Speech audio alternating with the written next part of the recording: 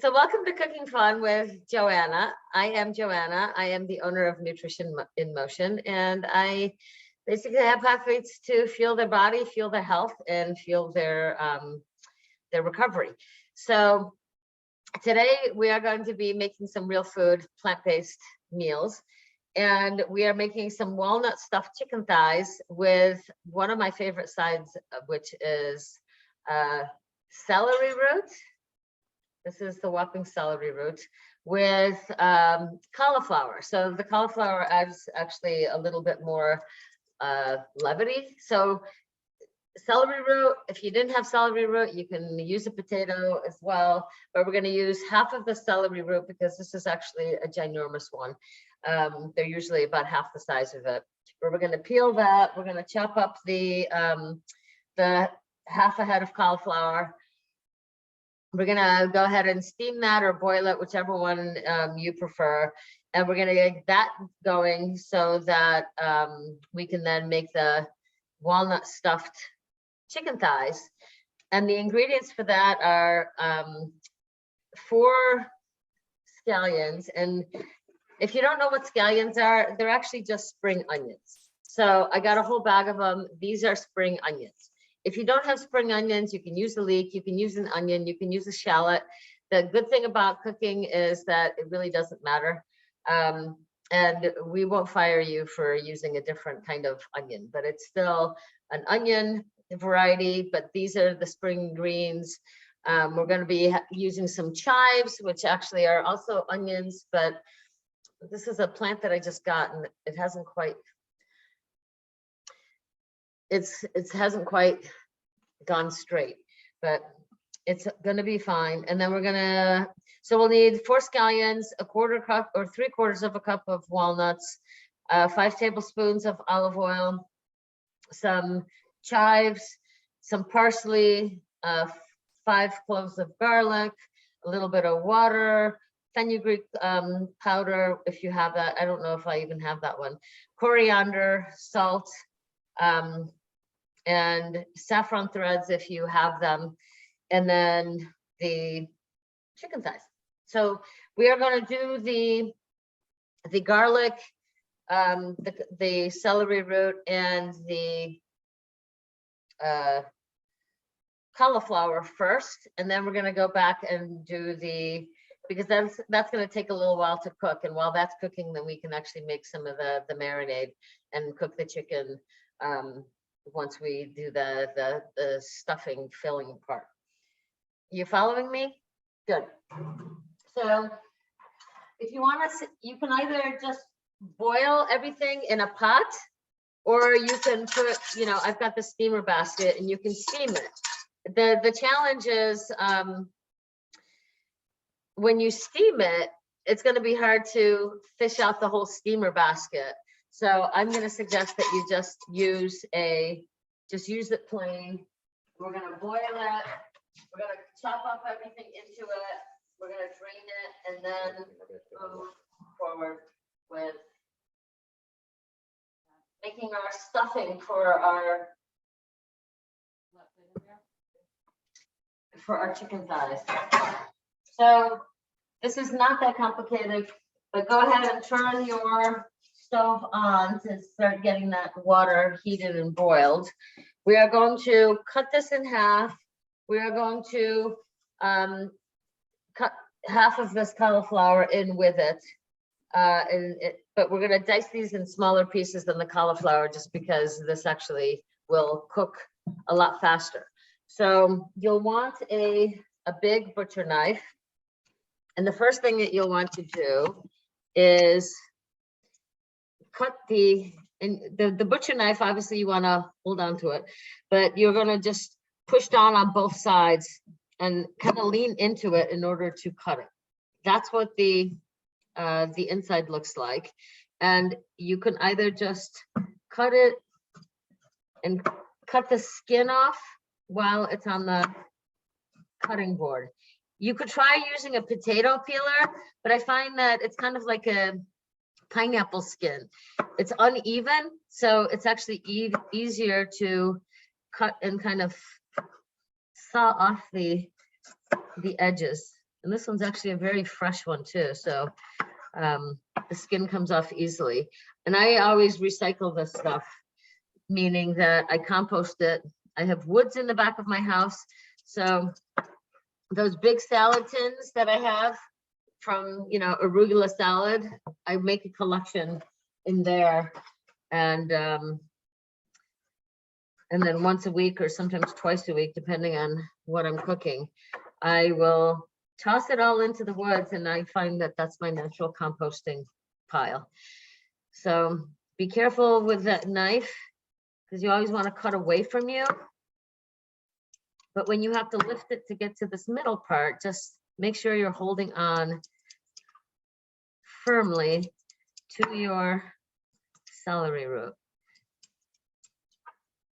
And this is definitely one where you want to peel the skin, because if you left it on, it would not mash at all. And we are going to be mashing this so that it blends with the cauliflower. So now what you're going to do is cut it into 1/2-inch slices.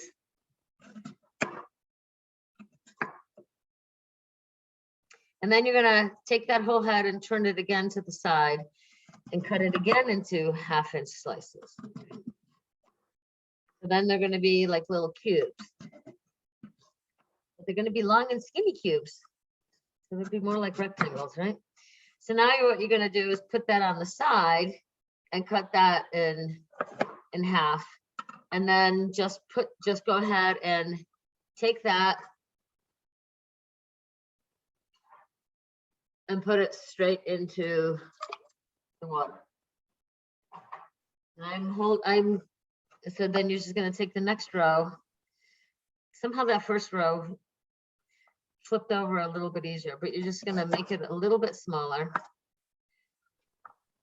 And if it's easier to, well, maybe you could just take the whole part and just move it on its side. But I find if it's too tall, then you're gonna have an accident, and we don't want accidents. So we're gonna take that top part off, cut that in half, toss that in the pot, and cut the rest in half. So you're gonna take that whole, that was a half a celery root. And keep in mind, that's how small I wanted them, is basically 1/2-inch cubes. Now the cauliflower is going to be half as big. No, twice as big. Because it cooks quicker. So what you're going to do is just take that cauliflower, cut it in half like I just did, and cut out this this middle section. And actually, this part is actually very tasty. So if you want to save that for later and just cut that out, you are more than welcome to. You can put it into a salad, just chop it in or grate it up. And I'm going to use half of this big cauliflower head. And now those other ones were, you're going to chop this, but you're going to dice it into 1-inch pieces. So can you see how it's quite a bit bigger? So you can just go ahead and add that in to the pot with the celery root. And I find a lot of times that it's easier once you cut it in half to just use it as a half, and use that side as the flat side on your cutting board.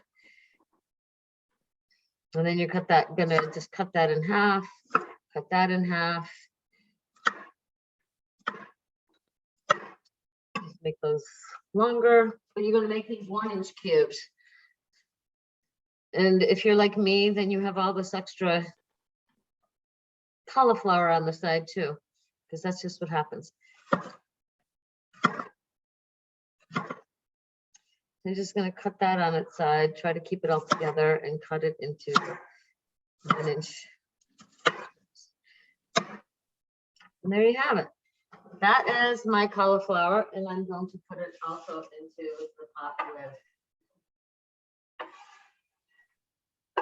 with my celery root.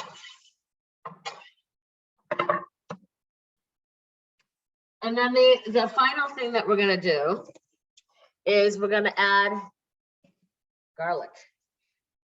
But we're also putting garlic in with the walnut. The walnut, it's not even a marinade, it's like a stuffing.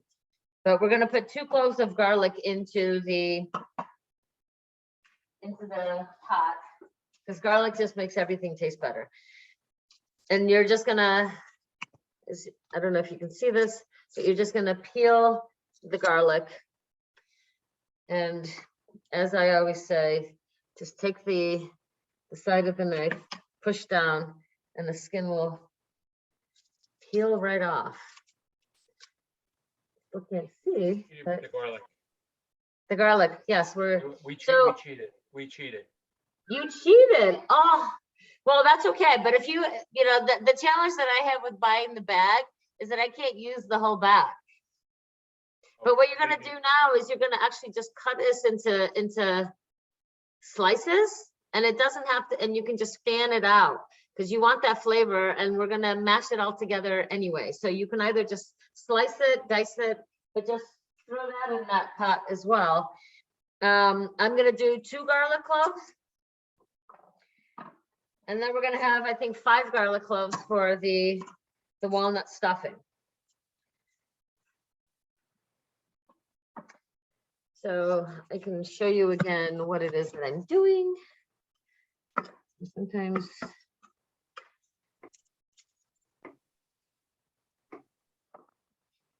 I just don't want all these garlic skins in there. So we're gonna take that away. And then you could just slice it up. It doesn't have to be diced.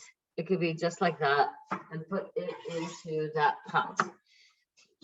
So that's the easy peasy part. So now it's just a matter of waiting for this to start boiling. So I'm gonna cover it. I'm gonna actually turn it up because I want it to do something more than just, you know, barely simmer. But that's what we're gonna do, is let that kind of do what it needs to do. The next part is you can use a food processor. That's what the recommendation is. But you can also finely chop all the ingredients and just mix it all in with a spoon. So you're gonna take 4 of these spring onions. We're gonna dice them. I am gonna use the food processor. So it's just so you know, but we're gonna do 4 of these scallions. Let me get 3 more. And one of the things with the scallions is you'll want to cut the end off, because obviously we don't want the roots. That's probably good for a soup, but not for eating. But you want to make sure that anything that's on the outer, like the outer skin, that's not really, it's maybe sometimes a little dry. Like these are actually pretty good because they're fresh, but there's still some parts where I just have to cut that off, otherwise it's going to be kind of gnarly. Like this one's fine too. This one has, oh, this one does have a fine layer of something on it. It's almost like that, it's that invisible layer of the onion. I have the invisible layer of the onion on my scallion. So if you want to use an onion, that's fine too, but you're going to dice it really small.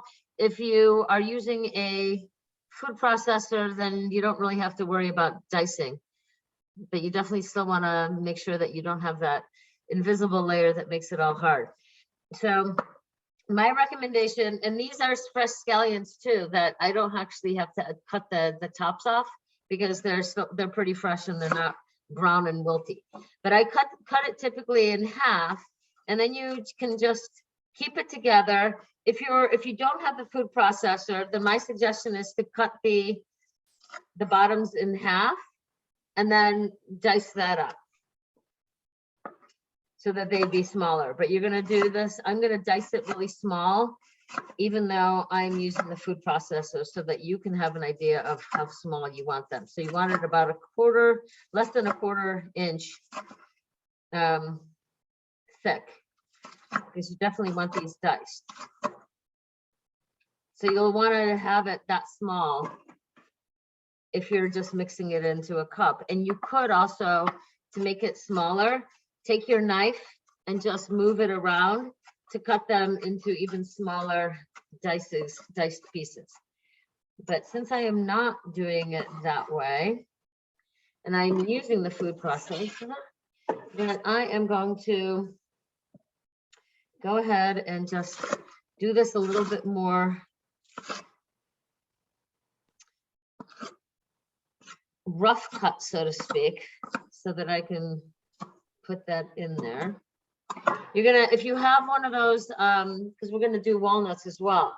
Because I have the food processor, I don't have to do anything with the walnuts. I can just put them into the food processor. And I think you can kind of see what I'm doing now.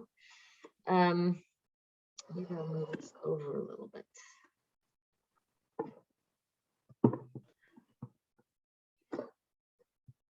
So I'm putting that in.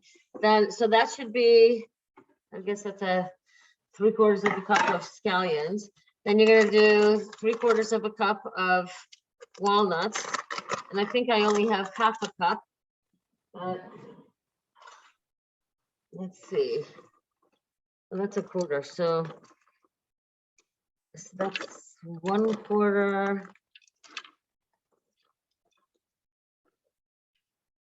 Yeah, I only have a half, so if I want, I could. I forgot to add I forgot to buy more. But I could use walnuts if I wanted to, or sunflower seeds or something else, but I'm just gonna stick with that half a cup. Then we're going to also add a handful of the chives. So with the chives, the only thing that you need to do is take a pair of scissors. Basically, take a handful of the chives.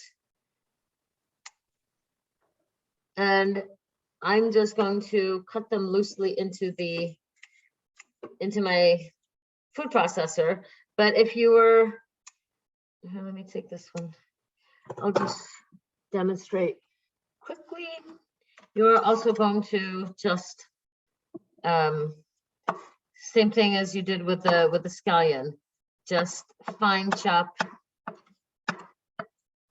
the chives into 1/4 inch, or even maybe even smaller pieces. And you're going to add that into your bowl if you're putting it into a bowl. So then you'll have small pieces of chives like that. Okay. And then the next part is we're going to put the 5 cloves of garlic into that. So I have a new thing of garlic. New garlic means probably that the peel is going to be hard to take off. But I'm going to do the best I can. But we're going to put 5 of those in. And if you're putting it just in a bowl, not in a food processor, then you will want to dice it. What did I say? 5 cloves. So there's 3, there's 4. Ooh, this is going to be one big one. 5. And garlic, it's a great anti-inflammatory. It's great antiviral, antibacterial. Again, take that knife, put it on its side, push down, and the peel should come off a lot easier. And I think I'm going to just cut the ends off of all 3 of these. These are the shortcuts that you can use. If you've never used a knife, then do one at a time. But then you want to take that on its side, push down, one more clove, push down, and now the peel comes off a lot faster.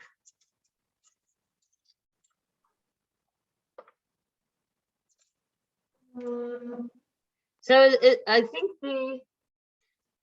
I think my not my potatoes, my celery root, and I think it's maybe starting to boil.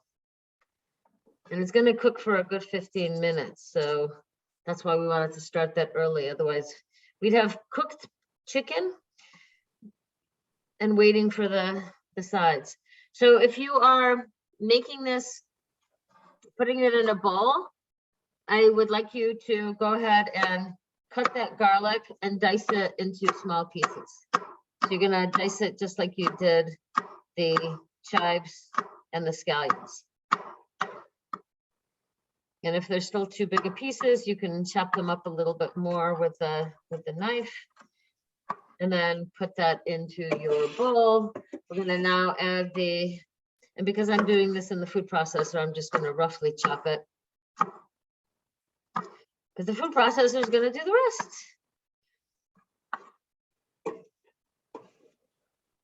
And always take advantage of the edge of the food processor or the edge of a bowl to wipe off your knife.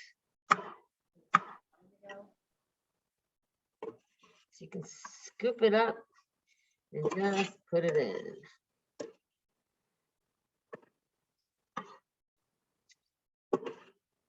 And next you're gonna put in some fenugreek powder, and I actually don't know if I have fenugreek powder. Say that 10 times fast.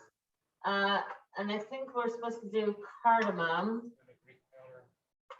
Yeah, I have allspice, I have garlic, I have no fenugreek. And I don't think it's gonna be a big loss, but you're gonna put in a little bit of the coriander, which is half a teaspoon. Whoops. All right, I'm getting my half a teaspoon measuring thing is gone. So this is a 1 teaspoon and I'm just gonna fill it halfway. So I'm gonna put that in. And now we're going to add some salt and pepper. And this is my salt shaker. And a little bit of pepper. There's going to be about a half a teaspoon of both. And next thing is to put in 5 tablespoons of olive oil. 1, 2, 3, 4, 5. If you're making this in a bowl, you're just going to stir that all together. If you're making it in the Cuisinart, like I am, you're going to pulse this until it's all kind of crumbled together.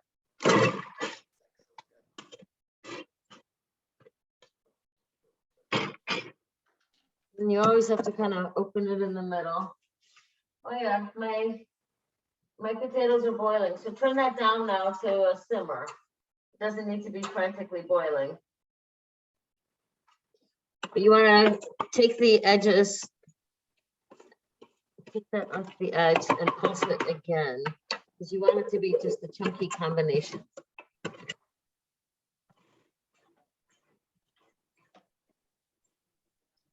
All right, so that was probably 10 pulses total. I think it's good enough. If you are making this at home, I will just show you what mine looks like. Can you see how it's pretty chunky? So whether you made it in here or chopped it up and mixed it up in a bowl, it basically is a paste. So that paste is what we're going to fill the turkey. Now I'm calling it turkey. We're making chicken thighs. So you're gonna go ahead and heat up the big pan. You're gonna turn that on to low, medium heat.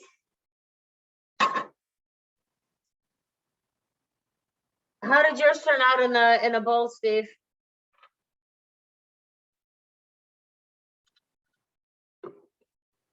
What were you saying? How did yours turn out? Because you made yours in a bowl, right? Instead of a food processor? We actually were doing it in the processor. Oh, okay. I think it's just easier in the food processor, but Yeah. you know, it's all, you just have to pulse it, you know? So you can make it, do it either way. there's not, like I said earlier, there's not a right or wrong way. It's just what's going to work for you. So that's actually the easy part. Or maybe that's the hard part. I don't know. Now the fun part is we're going to heat up a little bit of oil, but then we're going to actually open up the turkey thighs. I keep calling them turkey thighs, they're chicken thighs. We're going to take the chicken thighs, and you have a choice. You can either take 2 chicken thighs and then lay them on top of each other, or you can take one, put some of, let me just demonstrate what it is that we can do. So what I'm suggesting is you take some of this, you take a tablespoon, a heaping tablespoon of the paste that you just made, and then basically make a sandwich out of it. Did you get that? So you're gonna, I'll just show you again.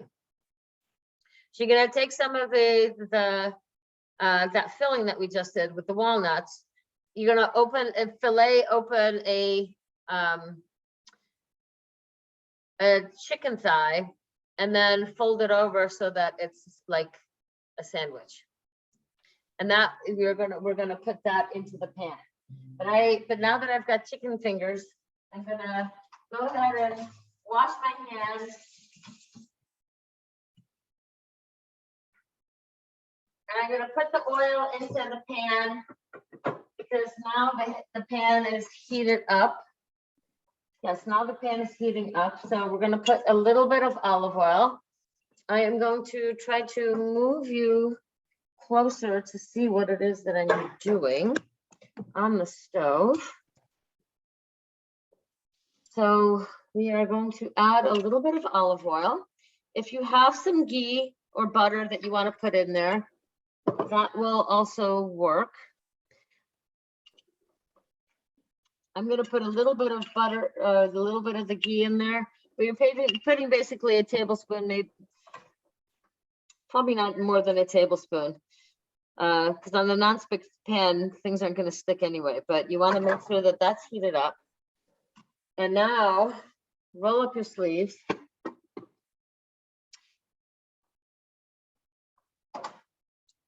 And I'm going to go ahead and put the chicken thigh on the plate.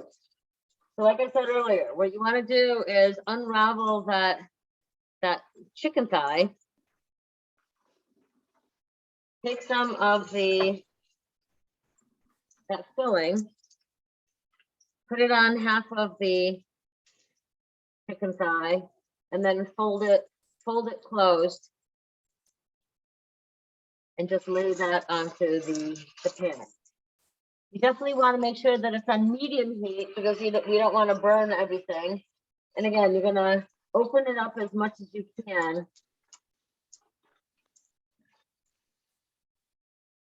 I'm gonna actually pull some of that off so it's a little bit thinner.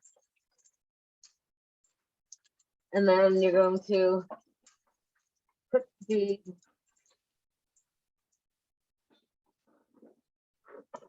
walnut stuffing, hold it together, and put that onto the pan. So this is gonna probably be a good 8 to 10 minutes on each side because these are still a little bit thick. You could probably do this with chicken cutlets, and it could shorten the cooking time. But I just thought that the chicken thighs would be a little bit more flavorful than just the cutlets. And so that is what you're gonna do. And I have enough to actually make probably 1 or 2 more.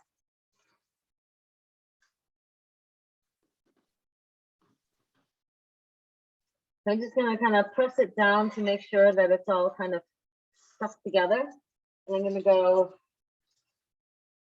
throw these extra pieces into it just because. You throw a little extra of the stuffing on top. And that could be something that you could do too, is just, leave it open face and make it a marinade. That could be something that you could also do too. Use that as a marinade and then just marinate it for 2-3 hours, and then just consider them. That would be good too. What? That sounds good too. That sounds like a good idea. Good. I think that's, you know, it all just depends on how much time you have and how you want to do it, but I think it could be good both ways. So I'm gonna move my Cuisinart pan away. And I'm just gonna give you an idea of what this all looks like. This is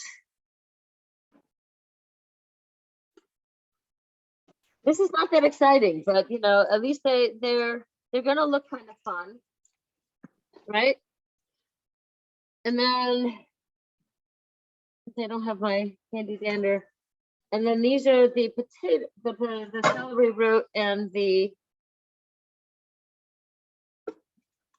cauliflower, and you want to just pierce it to see if it's ready. And on my end, it is ready. My knife is going in easily. So while the other one is cooking, we can turn this off. I guess we could have.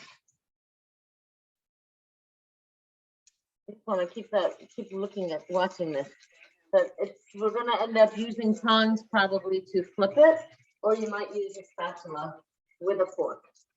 So there are definitely two options, and there's not necessarily better. It's just options.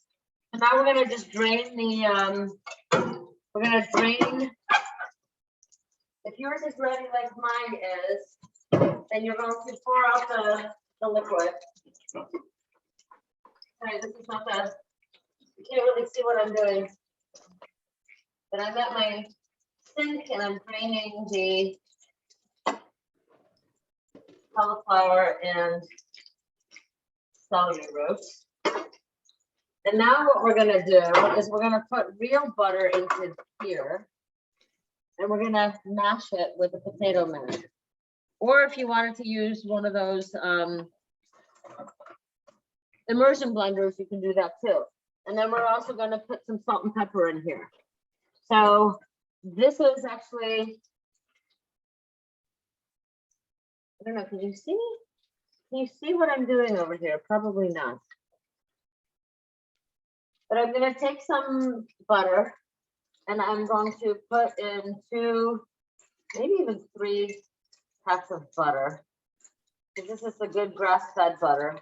It's got some extra healthy essential fatty acids in it. I'm gonna put some salt into this as well. So probably quarter. Butter did you put in? Pardon me? How much butter? I put 3 packs in because it's a big pot. If you can see, it's a big pot of. Oh yeah. So I put in 3 packs of butter. I mean, you can always add more butter later as well if you feel like you need more, but let's just start with 3. And it's the grass-fed butter, so that's a good thing. I would, let's see, how do I even do this? What happened to my video here? I'm gonna try to do this while I'm holding the video. Gina, I need you here this week to hold my computer. But this is, you know, now it's just a matter of pushing down and mashing it all together.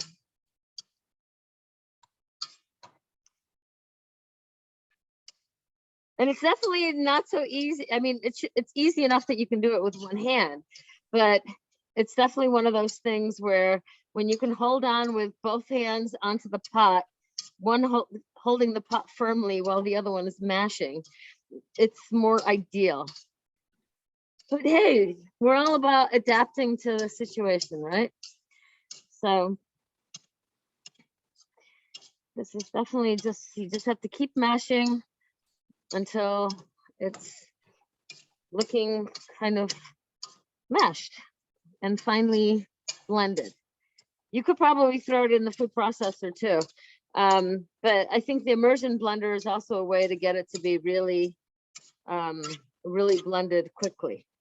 But because we have all this extra time waiting for the meat, this actually took faster to cook. I thought it was going to be 10-15 minutes. And maybe it was. Maybe I was having too much fun doing the other stuff. But this is still kind of chunky. So I'm going to keep mashing, but I'm going to put this down so that I could actually put some extra elbow grease into it. So now you're going to just watch the chicken cook. I'm going to turn the chicken up a little higher. So as you can see, it's going to be on a medium high flame.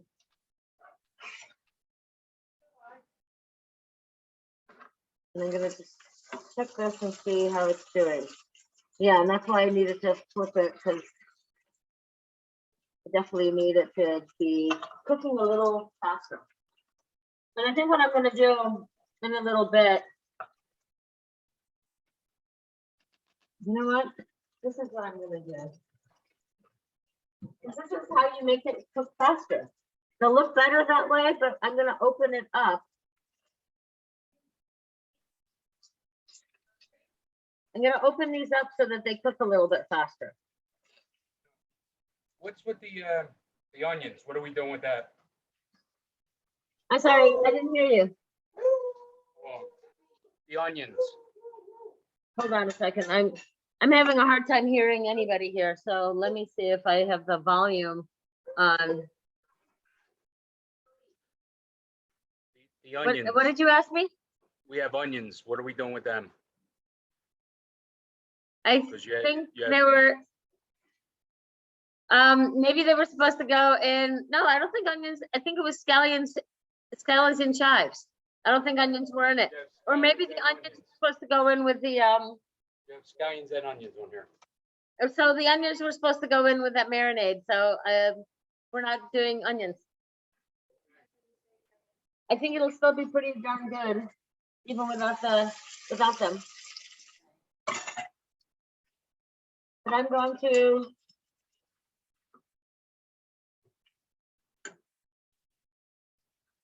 flip these. Oh, I got it.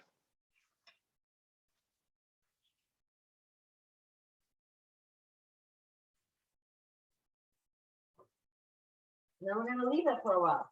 And I'm just gonna continue mashing my potatoes or my celery root, because I want it a little bit more.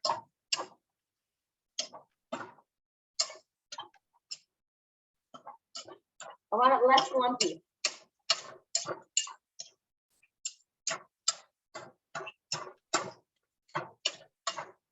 Now I can really put some pressure on this.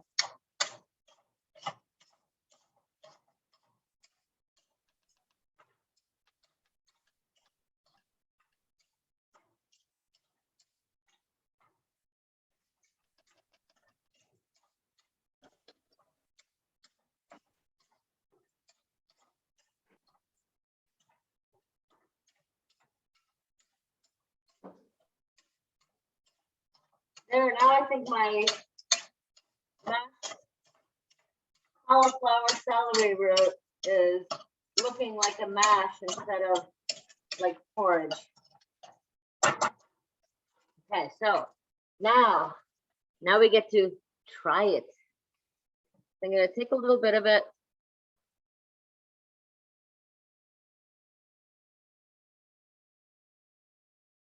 It might need a little bit more salt in it. I could probably use a little bit more butter too, but I'm just gonna put a little bit more salt.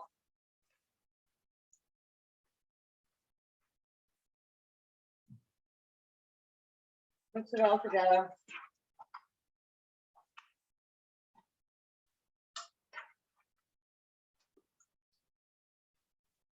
I'm gonna cover that up, and I'm gonna flip the chicken back over again.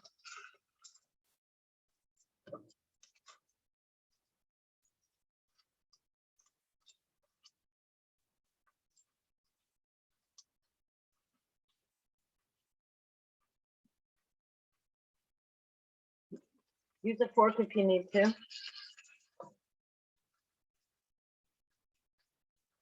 Oh, those are actually the little bits I could probably throw on the side here.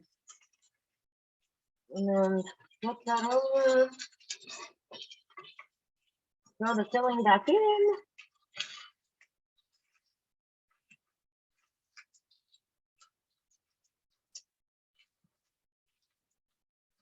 I think that having the filling browned as well is gonna add a little extra good flavor.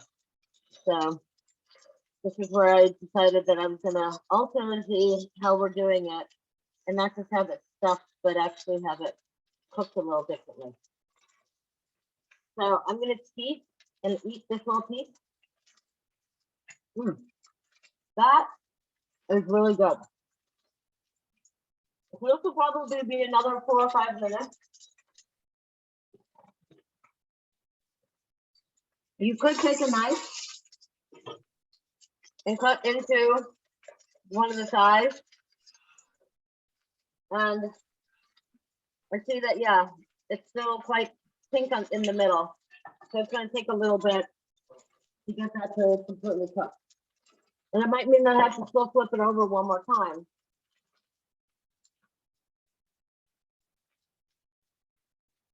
So we definitely don't want a raw chicken. It's interesting. Some parts are really, some are cooked and some are not.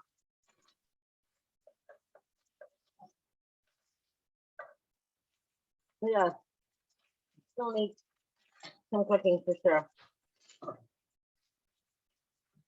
And I'm actually going to flip it over one more time.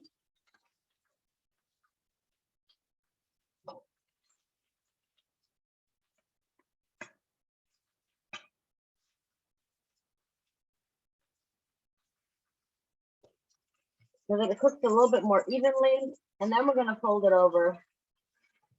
And you could put a lid on it if you wanted to, just to give it a little extra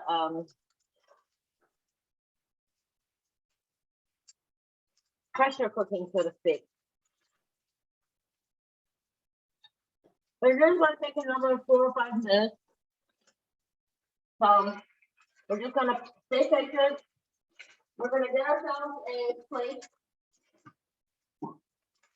so that we can actually,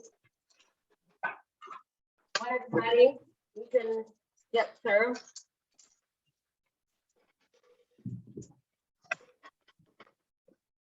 The celery root is one of my favorite vegetables. And if you look at a celery, that's actually the bulb underneath. That's what grows under the ground. So it doesn't taste like celery, like the green part, but it may actually remind you of that inner part, you know, when you peel off all the outside layers of the celery and you have that inner really light part, it's a little bit of that kind of a flavor. But because it's a root vegetable, then it's going to actually absorb a lot of the minerals from the ground. And it's also grounding. Energy-wise, it's actually very grounding. I can't say that it is what the other properties are in terms of whether it's hydrating, because I've heard that the, what do you call it? The celery is actually very hydrating. So in the summer, if you feel a little bit dehydrated, drinking some celery juice can actually balance out the water levels and the mineral levels in the body. But the celery root will not do that. I'm going to flip this over one more time.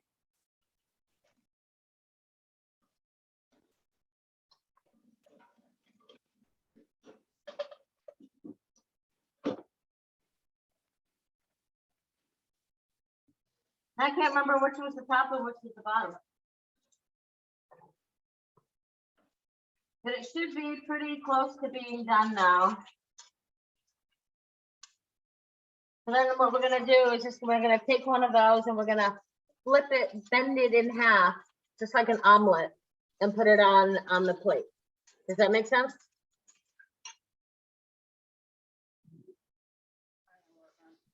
I don't think ours is going to bend very well. Pardon me? Ours isn't going to bend anyway very well, but Yours didn't work too very well. You didn't bend very well. No, But here you go. There's our plate. that looks awesome. Wait, wait, you have to wait till I have mine in there. So I'll hold wait. on a second.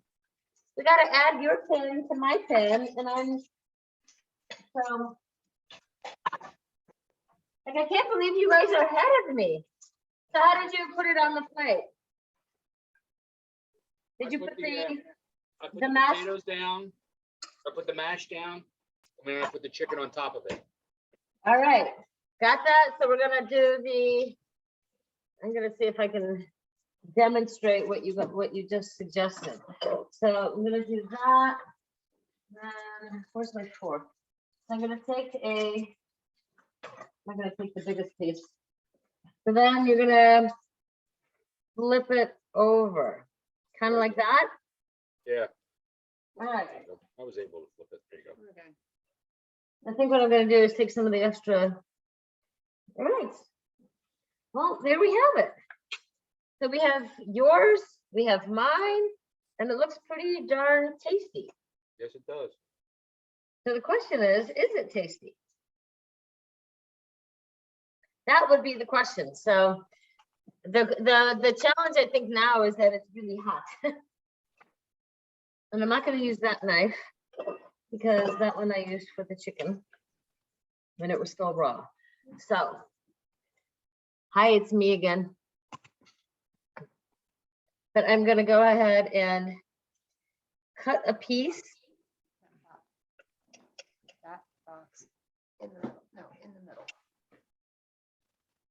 Cut a piece, take a little bit of the mash and eat it together. Bon appetit.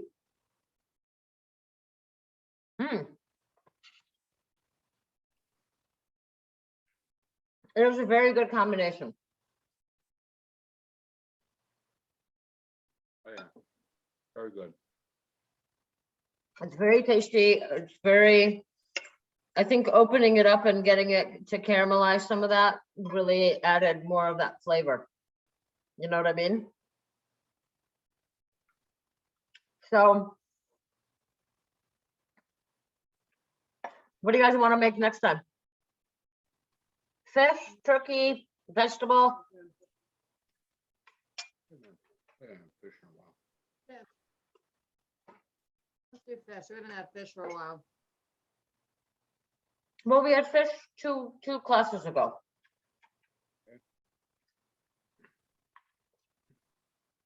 So maybe we'll do something totally different, like scallops with a ginger slaw That sounds good. cabbage. Because it's, you know, it's starting to get nice out. So we could cook the fish, but we can make it with a salad on the side. And the cabbage is anti-inflammatory too, so that's always a good thing. Because we don't want inflammation in the summer. So that's what we're gonna do. We're gonna do some scallops with a green goddess slaw. Oh, that sounds good. Actually, I think I'm gonna call it a ginger goddess slaw. So it'll be pretty easy. It'll be very tasty. And who knows, maybe I'll add something else to it too. But bon appetit. Let me know how yours turns out in the comments below. Let me know if you have any questions. And if you like this class and you want to make a donation, you can go to www.nutritioninmotion.net. Either contact me there or scroll down to the bottom and make a donation with the button at the bottom of the page. Or you can send me a donation via Venmo. So bon appetit, enjoy your meal. I'm glad you could join us, and we'll see you next time on Cooking Fun with Joanna.